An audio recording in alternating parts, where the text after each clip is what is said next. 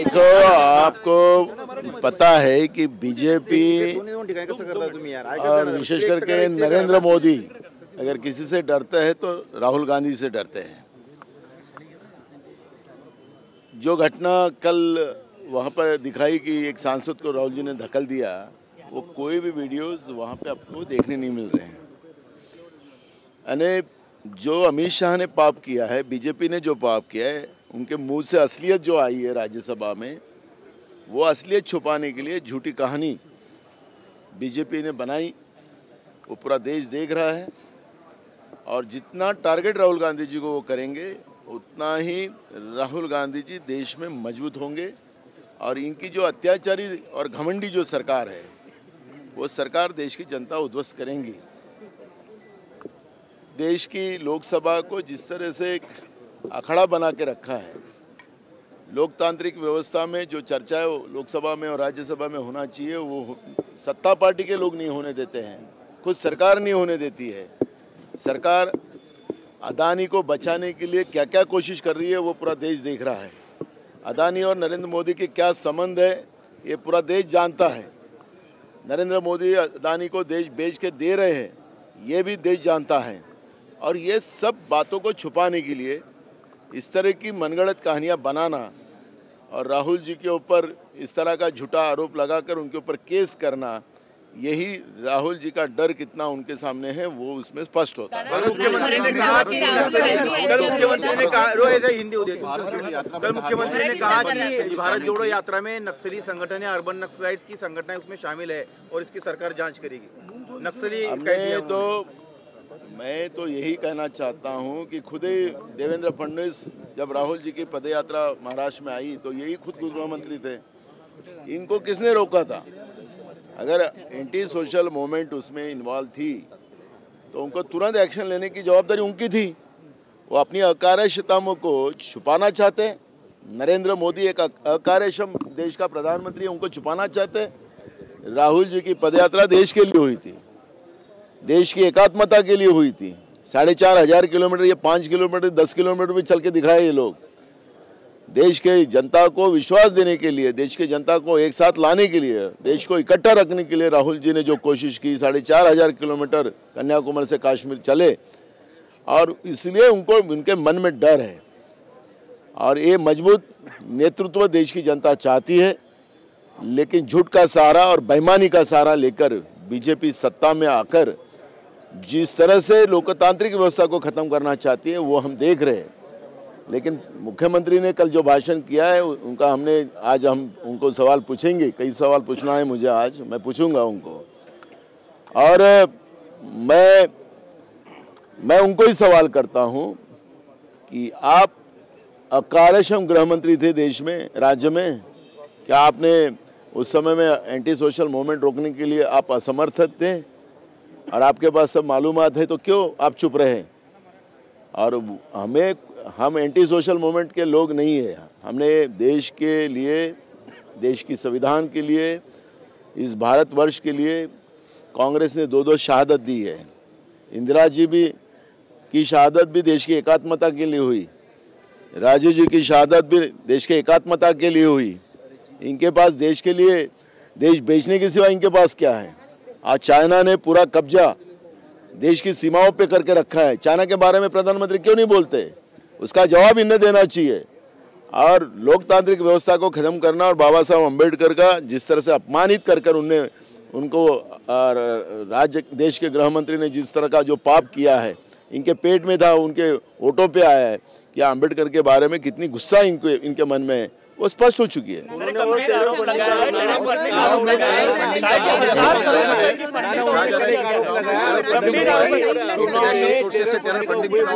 पैसे लाए गए, जांच करें, 1000 करोड़ से रुपए के ज्यादा का ट्रांजैक्शन हुआ है और आप देश की विरोधी शक्तियों का ताकत का हाथ ले रहे हैं, मतलब साथ ले रहे हैं, ऐसा उनका कहना है। देखो, हेडलाइन करने के लिए उनको कुछ भी बोल सकते हैं। वो हेडलाइन की न्यूज़ थी और मैं उनको ये कहता हूँ कि अदानी ने इनको कितना पैसा दिया और विदेश से लाके कितना दिया, इसका भी जवाब इन्हें देना है। अगर हम लोगों को उनका कहना है कि हमें उनकी फंडिंग हुई है, ऐसा उनका कहना होगा। ऐसा तो बोला नहीं उनने, ऐसी कोई मोमेंट नहीं यहाँ पर इलेक्शन में पैसा लाया ऐसा कहा है। मेरा ये दावा है कि अदानी ने इनको बाहर से पैसा कितना ला के दिया उसका भी एक रिपोर्ट देश राज्य की जनता के सामने रखना चाहिए। कल कांग्रेस के ऑफिस पर, मुंबई कांग्रेस के ऑफिस पर जिस तरह से हमला हुआ, तोड़फोड़ हुई, इसको लेकर क्या किस तरह के एक्शन? हाँ, हम निषेध करते हैं। ये जो सत्ता की मस्ती इनको आई है, ईवीएम मशीन में गड़बड़ करके चुन के आने वाली ये जो सरकार है, अगर दम है अगर देवेंद्र फडणवीस में और इस सरकार में, तो वो मार्कंडवाड़ी में सरकार के मार्गदर्शन में वहाँ पर बैलेट का वोटिंग मॉक पोलिंग करना चाहिए। ये हमारी मांग है, अगर दम है तो करे। जिस तरह से उन्होंने कहा कि वहाँ के नेताओं को धमका रहे हैं, मेरा कहना है, मैं खुद जाके आया मार्कंडवाड़ी में, मार्कंडवाड़ी के लोगों में जो असंतोष है, हमारा वोट कहाँ गया ये पूछ रहे हैं, तो दम है तो मॉक पोलिंग करना चाहिए ना, किसी ने इनको रोका है। और लोकतंत्र में लोगों की मांग को सरकार ने स्वीकारना चाहिए। अगर तुम ईवीएम मशीन से चुन के नहीं आए हो तो मार्कंडवाड़ी के लोगों का चैलेंज सरकार ने स्वीकारना चाहिए।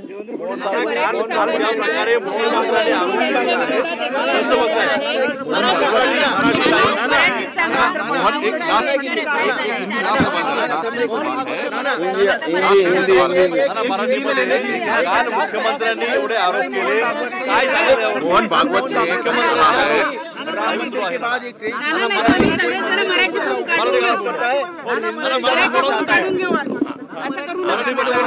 आता हिंदी बंद करा। आपली काय प्रतिक्रिया आहे?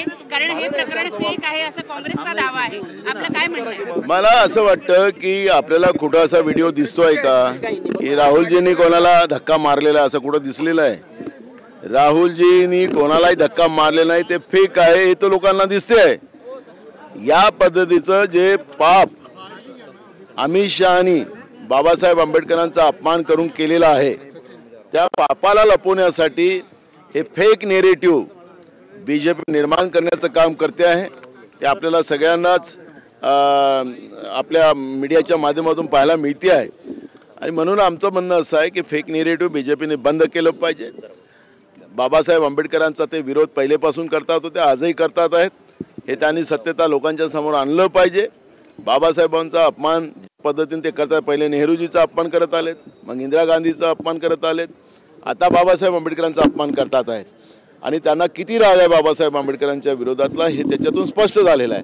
हे पाप लपवण्यासाठी काल जे फेक नेरेटिव्ह राहुल गांधींवर आरोप करून, कारण की राहुल गांधींना घाबरतात आणि राहुल गांधींना घाबरतात म्हणून राहुल गांधींना टार्गेट करतात। जेवढं टार्गेट राहुल गांधींना करतील तेवढंच ताकदीनं ते देशाच्या जनतेच्या आशीर्वादाने मोठे होतील असा आमचा विश्वास आहे। पण भारत जोडो यात्रेमध्ये अनेक नक्षलवादी संघटना सहभागी झाल्या, फॉरेन फंडिंग जे आहे झालं, अशा प्रकारचे अनेक आरोप केले।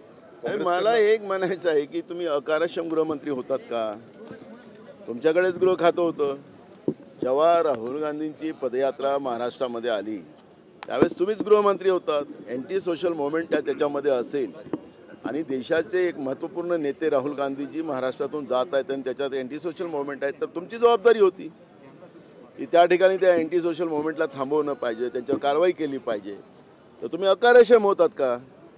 राहुल गांधींच्या चांगल्या कामावर कसं पांघरून टाकता येईल आणि राहुल गांधीजींनी जी काही भूमिका या देशासाठी घेतलेली होती, भारत जोडो यात्रेच्या माध्यमातून देशाच्या सगळ्या जाती धर्माला एकत्रित आणण्यासाठी जो प्रयत्न केला होता, त्याची वाहवाई यांना सहन होत नाही आणि म्हणून या पद्धतीचं एक फेक नेरेटिव्ह टाकण्याचं काम देवेंद्र फडणवीसांनी काल सभागृहात केलेलं आहे। पण काल त्यांनी काही सभागृहामध्ये काही डॉक्युमेंट्स दाखवले आणि 12चा तो सुद्धा काही रेफरन्स दिला, खुद्द गृह मंत्रालयाने पत्रावर केला होता तो। मला एक म्हणायचं आहे की अँटी सोशल मुवमेंट जी शहरी आहे ती लपलेली नाही आहे, ती आज नाही आहे। आपल्या लक्षात असेल की ज्यावेळेस हेडलांजीचा हत्याकांड झाला त्यावेळेस आपल्या दीक्षाभूमीवर त्या नक्षल मुवमेंटचा एक कर्णधार इथं पकडला गेला होता। पुण्यामध्ये मधात आमच्या सरकार असताना पुण्यामध्ये या पद्धतीची चळवळ आहे हे आमच्या सरकारने सांगितलं होतं। आमचं सरकार त्यावेळेसही त्याच्यावर ॲक्शन मोडमध्ये होता, पण तुम्ही थांबवता काय? तुम्हाला मग तुम्ही त्या अँटी सोशल मुवमेंट बरोबर आहात का? नक्षल चळवळी ज्या चालतात शहरी त्याच्यामध्ये हे स्वतः सहभागी आहेत का?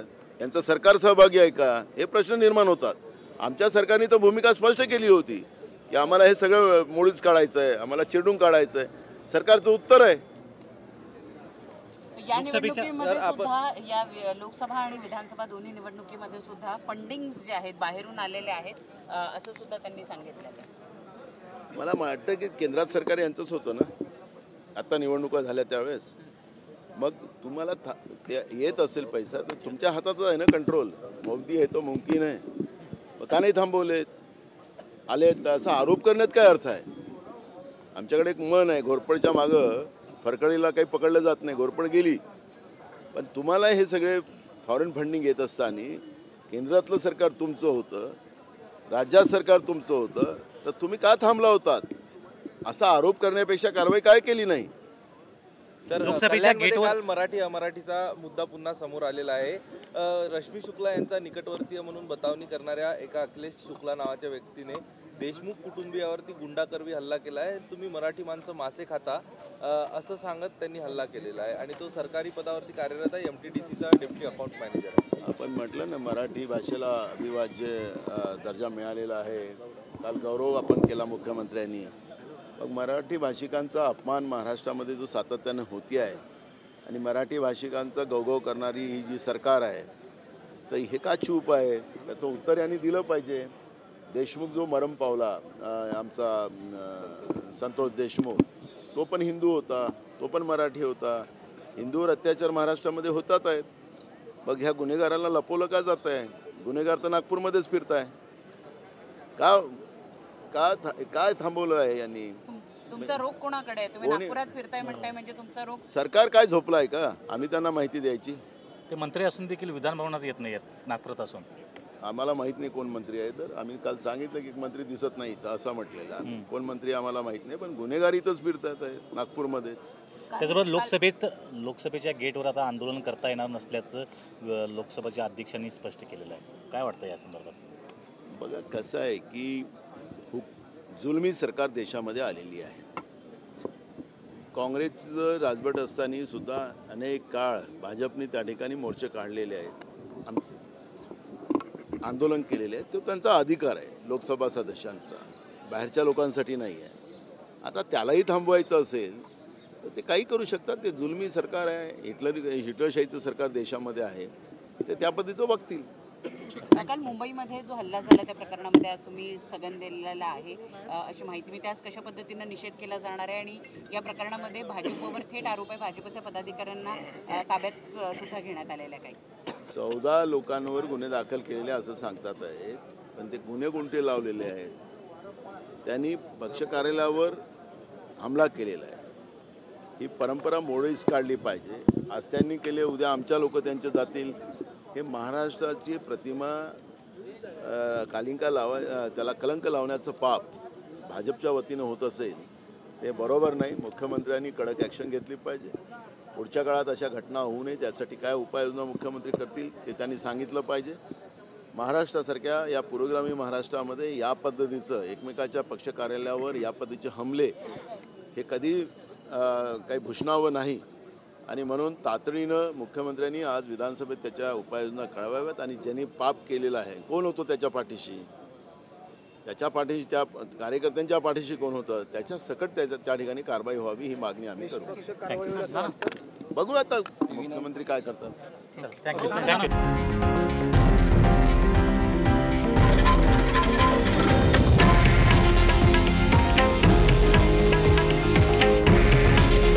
हे आहे देशातील नंबर 1 न्यूज नेटवर्क आणि आपण पाहत आहात TV9 मराठी.